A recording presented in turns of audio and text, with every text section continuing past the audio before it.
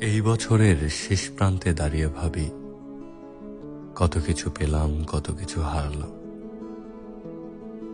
সুখের স্মৃতিগুলো রোদ্দুরের মতো উষ্ণতা দিল,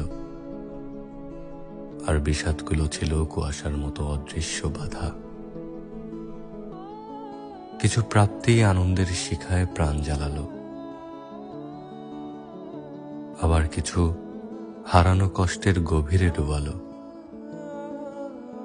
সময় চলছে তার নিয়মে, রেখে গেছে স্মৃতির মায়াজাল।